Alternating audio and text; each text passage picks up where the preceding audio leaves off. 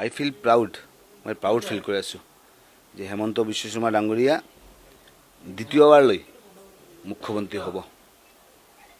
আৰু এটা বস্তু সঁচা কথা যদি ক'ব লগা হয়, যদি যে আমাৰ যেতিয়া গভৰ্ণমেণ্টখন ফৰ্ম হয় বা এটা পাৰ্টিৰ মুখ্য উদ্দেশ্য হৈছে যে ৰাইজক কেনেকৈ আমি সুখী ৰাখিব পাৰি।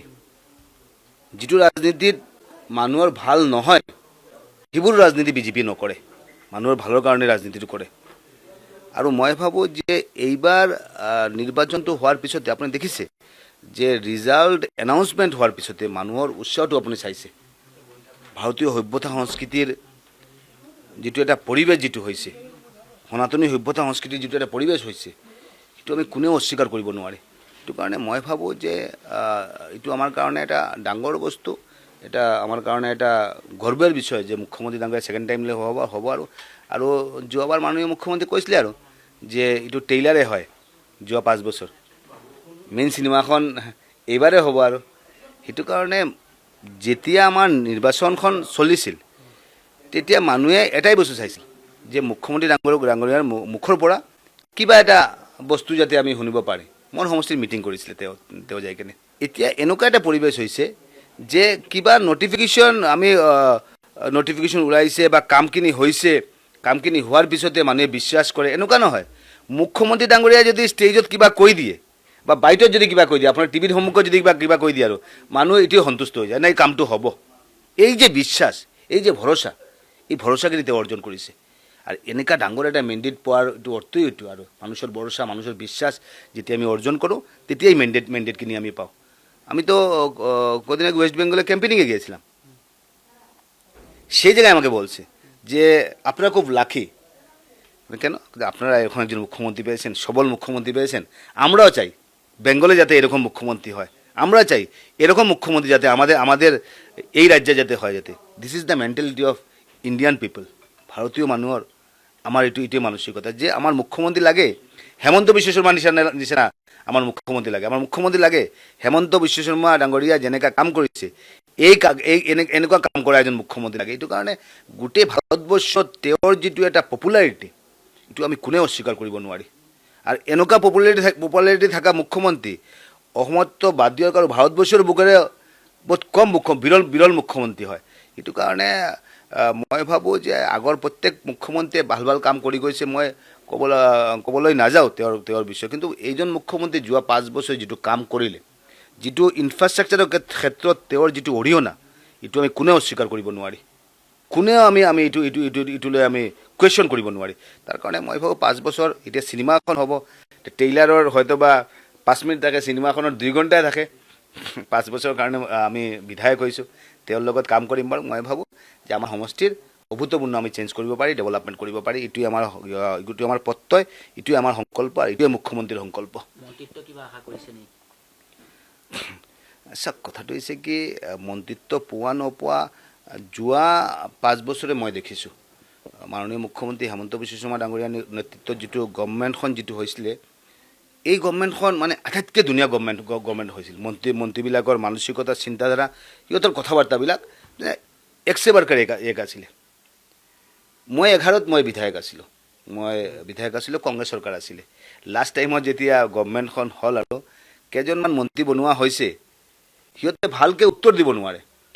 যদি বিধায়কবিলাকে প্ৰশ্ন কৰে, সিহঁতে ভালকৈ উত্তৰ দিব নোৱাৰে। এনেকুৱা এটা পৰিৱেশ হৈছিল। 0 আৱাৰ্ছত আমি ৰিপ্লাই বিচাৰিছিলোঁ, না ৰিপ্লাই দিব নোৱাৰি, আপুনি লে কৰি দিছোঁ, এইটো আপোনালোকে লৈ যাব। এই এটা মেণ্টেলিটি, এনেকুৱা এটা পৰিৱেশ হৈ গৈছিল। কিন্তু এজন মুখ্যমন্ত্ৰীৰ নেতৃত্বত আমি দেখা পাইছোঁ যে যিবিলাক মন্ত্ৰী দেওয়া হৈছে, ইহঁতৰ কোৱালিটি, ইহঁতৰ কথা বাৰ্তা, ইহঁতৰ মানসিকতা, সিহঁতে কেনেকুৱা কথা বাৰ্তাবিলাক কয়, এছেম্বলিৰ ভিতৰত ইহঁতৰ পাৰফৰ্মেঞ্চটো কি থাকিব, গোটেই বস্তুখিনি চাই মেলি তেখেতে হেৰিয়াটো দিয়ে আৰু মন্ত্ৰিত্বটো বনায়। আৰু মই ভাবোঁ যে এইবাৰ যিটো মন্ত্ৰিত্ব দেওয়া হ'ব, মুখ্যমন্ত্ৰী ডাঙৰীয়া বিচক্ষণ ব্যক্তিত্ব, তেওঁ প্ৰত্যেকৰ কোৱালিফিকেশ্যন কি আছে কি নাই, কোনে কথা ক'ব পাৰিব, কোনে দিলে ভাল হ'ব, কোনে দিলে কাষ্ট কমিউনিটি, আমাৰ প্ৰত্যেকটা মানুহক আমি সামৰি ল'ব পাৰি, এইটো এটা হেৰিয়া থাকিব। এইটো কাৰণে মই ভাবোঁ তেওঁ যিটো মন্ত্ৰীসভা কৰিব, আটাইতকৈ ধুনীয়া মন্ত্ৰীসভা হ'ব। আৰু মোক যিটো দায়িত্ব দিয়ে, যদি একদম ৱাৰ্কাৰ হিচাপে কিবা কৰিব লগা, কাৰ্যকৰ্তা হিচাপে যদি কিবা এখন যদি আমাক দায়িত্ব দিয়ে, I am ready for date. মই এইটো কাম কৰিবলৈ সাজু আছোঁ, প্ৰস্তুত আছোঁ। আৰু মই ভাবোঁ আগন্তুক দিন আমাৰ সভ্যতা সংস্কৃতি, আমাৰ সনাতনী সভ্যতা সংস্কৃতি, ভাৰতীয় সভ্যতা সংস্কৃতিৰ বিকাশ যাতে হয়, যাতে মই ভাবোঁ এইজন মুখ্যমন্ত্ৰী, এইজন প্ৰধানমন্ত্ৰী আৰু বিজেপি শাসন ব্যৱস্থা যেতিয়া থাকিব, তেতিয়া আমাৰ সভ্যতা সংস্কৃতিৰ বিকাশটো হ'ব। মই যোৱাকালি কৈছোঁ যে, আজিও আপোনালোকক কৈছোঁ আৰু যে এই যে ইলেকশ্যনটো হৈছে, এই ইলেকশ্যনটো গৌৰৱ গগৈক চিফ মিনিষ্টাৰ বনোৱাৰ কাৰণে নহয়, যাতে ৰিভলিউশ্যন যাতে হয় যাতে। আপোনালোকে ক'ব যে নাই এইটোতো সংখ্যাটো নিৰ্বাচিত, সিহঁতে বুজিব পৰা নাই। সিহঁতে ভাবিছিলে যে হয়তো বা সংখ্যাটো সিহঁতৰ হৈ যাব আৰু ৰাজ্য দলৰ 5টা পাব, সিটোৱে 5টা 7টা 8টা 10টা কৰি কিনে সিহঁতৰ এটা হ'ব। কংগ্ৰেছে অকণমান পালে পিছতে সিহঁতে ব্লেকমেইল কৰিব যে আমাৰ 19টা আছে, আমাৰ যদি ৰিভলিউশ্যনক মুখ্যমন্ত্ৰী যদি নিদিয়া হয় যদি, তেনেহ'লে আমি ছাপোৰ্ট নকৰোঁ। এই ষ্টাইলটো এতিয়া চলি আছে আৰু যে এতিয়া 19টাই ধৰিব পাৰে। জয়প্ৰকাশটো কেনেকৈ জিকিছে আপোনালোকে জানে। আমাৰ হেৰিয়া আছে এতিয়া, আমাৰ প্ৰদেশ কংগ্ৰেছৰ সভাপতি ৰিভলিউশ্যন। আৰে মই থাকোঁতে সিহঁতে তেওঁ গোটেই মাইনৰিটিকেইটাক লৈ গৈছিলে, লৈ কেনে ডেলিগেশ্যন যে নাই আমাৰ প্ৰদেশ কংগ্ৰেছৰ সভাপতি লাগে। ভাই তুমি প্ৰদেশ কংগ্ৰেছৰ সভাপতি হ'বা, তাৰ এজেণ্ডাটো কি? এজেণ্ডাটো একে।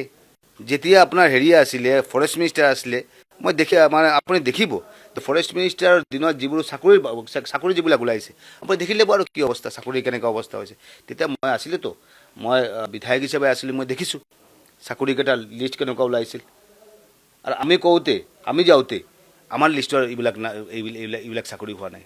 আৰে বিশেষকৈ তৰুণ গগৈ ডাঙৰীয়াৰ দিনত এটা পৰিৱেশ এটা আছিলে। লাষ্টৰ দিনত গগৈ ডাঙৰীয়াক তেওঁ গাছ কৰি লৈছে আৰু তেওঁৰ নিজৰ মতে এটা হেৰি কৰিব বিচাৰিছে, আল্টিমেটলি সেইবোৰো কাম কৰিছে। আৰু এতিয়া আমি দেখা পাইছোঁ যে গৌৰৱ গগৈ প্ৰদেশ কংগ্ৰেছৰ সভাপতি গৌৰৱ গগৈ ঠিকে আছে, কিন্তু ভিতৰৰ এজেণ্ডাখিনি ৰিভলিউশ্যনে কৰি আছে। আৰু এইটো কাৰণে এইটো এটা ডাঙৰ এটা কনস্পিৰেচি চলি আছে। আৰু আমাৰ জনামতে, আমি দেখা মতে যে নাও ইট ইজ কংগ্ৰেছ এটা থ্ৰেড হৈ আছে। আৰু নাও ইট ইজ কংগ্ৰেছ থ্ৰেড। সেইটো কাৰণে এইটো ডাঙৰ এটা হেৰি আছে, ছেটবেক আমাৰ কাৰণে। আগন্তুক দিনত ভাল পৰিৱেশটো ৰাখিব লাগিব, বিজেপি থাকিলে ভাল পৰিৱেশ থাকিব। আৰু এইটো কাৰণতে মিটিং চলি আছে। আৰু মিটিং কিয় চলি আছে? আৰু এজেণ্ডাটো এইটোৱে, গ্ৰাছ কৰিব লাগে। আমি পৰা নাই, আমাৰ ডিলিমিটেশ্যন হৈছে, আমি পৰা নাই। বিজেপিৰ হেমন্ত বিশ্ব শৰ্মা ডাঙৰীয়া হৈছে, মুখ্যমন্ত্ৰী হৈছে, আমি এইবিলাক নোৱাৰোঁ। এতিয়া প্ৰদেশ কংগ্ৰেছটো আমাক লাগে। আৰু আমি তাঞ্জিলক আমাৰ MLA বনাব লাগে, মাইনৰিটিকেইটাক MLA বনাব লাগে, আৰু মাইনৰিটি পলিটিক্স কৰিব লাগে, মুছলিম পলিটিক্স কৰিব লাগে। সেইবোৰো নচলিব। আপোনালোকে ভাৰতবৰ্ষই যদি কৈ থাকে যে হিন্দুবিলাকে পলিটিক্স, মানে হিন্দুবিলাকে আজি সনাতনী সভ্যতাৰ কাৰণে আমি যুঁজি আছোঁ মানে কি? আপুনি ধৰক, আৰু আমাৰ দেশত আমাৰ সভ্যতাৰ সংস্কৃতিৰ কাৰণে যুঁজি আছোঁ। আৰে ভাই, বাংলাদেশৰ অৱস্থাটো কি, পাকিস্তানৰ অৱস্থাটো কি, এইবিলাকতো আমি দেখা পাইছোঁ। ভাৰতবৰ্ষত অসমত ইলেকশ্যন হোৱাৰ পিছতে মাইনৰিটি MLA কেইটা একেলগত গোট খায়। আৰু আপুনি চাওকচোন কি ভয়ংকৰ পৰিকল্পনা, কি ভয়ংকৰ চিন্তাধাৰা। এইবোৰ চিন্তাধাৰা কিন্তু লাহে লাহে পাৰা নাই বুলি, নহ'লে আপুনি কেনেকুৱা অৱস্থা হ'লেতেনে আপুনি ধৰিব পাৰিব। এইটো কাৰণে আগন্তুক দিন মুখ্যমন্ত্ৰী হেমন্ত বিশ্ব শৰ্মাৰ নেতৃত্বত যাতে সেইবোৰ পৰিৱেশ যাতে ঠিক হয়। আমি এটা বস্তু সঁচা কথা যে বিজেপিৰ দিনত একপিনে ডেভেলপমেণ্ট, আনপিনে সুৰক্ষিত সমাজটো কৰিব লাগিব। মই বিশ্বাস যে আমাৰ প্ৰধানমন্ত্ৰী, আমাৰ মুখ্যমন্ত্ৰীৰ নেতৃত্বত আমাৰ সমাজখন সুৰক্ষিত এখন সমাজ হ'ব। আৰু কি ভৱিষ্যত দেখিম কওকচোন। আৰু এইটো মানে ক'বলৈ গ'লে মই হেৰিয়েই লাগে। আৰু তেওঁৰ এনেকুৱা শোচনীয় পৰাজয়টো আপুনি ভাবিছিল নেকি কেতিয়া? আৰু বহুত প্ৰেডিকশ্যন হৈছিল, আৰু মই ভাবোঁ সিহঁতৰ কোনো এটা হেৰিয়া নাই, পৰিকল্পনা নাই। সিহঁতৰ যে ফিল্ড লেভেল মানুহে কি বিচাৰে সেইবিলাক লৈ হেৰিয়া নাই। কিবা মিটিং কি আমাৰ গৌৰৱ গগৈ চিফ মিনিষ্টাৰ হ'ব, মন্ত্ৰীসভা কোনে হ'ব, আমি মিটিং এটা পাতি দিলোঁ, আমি ভোজমেল এটা কৰি দিলোঁ, আমি টি পাৰ্টি এটা কৰি দিলোঁ, তাৰমানে আমাৰ গভমেণ্টখন হৈ গ'ল। আৰু আৰে ৰাইজে ভোট দিছে কি দিয়া নাই সেইবোৰো চাব লাগিব। ৰাইজে কি বিচাৰে নাই সেইবোৰো চাব লাগিব।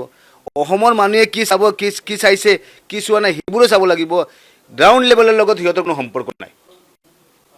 ৰাজীৱ ভৱনত বহি থাকিলোঁ, ইলেকশ্যনৰ পিছতে এখন টি পাৰ্টি হৈ গ'ল, এলায়েন্স হৈ গ'ল, ভাবিলোঁ যে প্ৰত্যেকজনে 5খন চিট পাই যাব।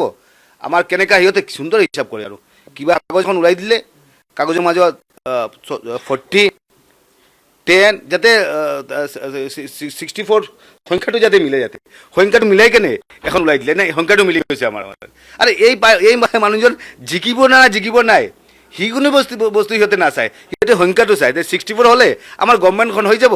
ইটো কাৰণে ৰাইজৰ দলত আমি 3 দি দিলোঁ, AJPত আমি 2 দি দিলোঁ, আমি কংগ্ৰেছৰ আমি 41 দি দিলোঁ, আৰু নিৰ্দল 2 দিলোঁ, হৈ গৈছে আমাৰ 65। আমাৰ গভৰ্ণমেণ্টখন হৈ গৈছে, টি পাৰ্টি এখন ভালকৈ হৈ গ'ল, আৰু লাগিলে ডিনাৰ পাৰ্টি এখন কৰি দিলোঁ, আৰু পিছতে আৰু এই ৰিজাল্টটো। এইটো কাৰণে যেতিয়ালৈকে সিহঁতৰ মাইণ্ডছেটটো ঠিক নহয়, যেতিয়ালৈকে গ্ৰাউণ্ড লেভেল ৰিপৰ্টটো যাতে নাহে, যাতে আৰু যদি টিকট লৈ যদি পইচা পাতিৰ অংকবিলাক কৰে তেনেহ'লে আৰু ভৱিষ্যত কি হ'ব? ভৱিষ্যতটো নাইকিয়া হৈ আছে। আৰু আগন্তুক দিন যাতে কংগ্ৰেছটো যাতে আমাৰ ভাৰতবৰ্ষৰ কাৰণে, আমাৰ অসমৰ কাৰণে থ্ৰেড নহয়, তাৰ কাৰণে আমাৰ বিশ্বাস কৰোঁ বিজেপিৰ সভ্যতা সংস্কৃতিৰ বিকাশ হ'ব লাগিব।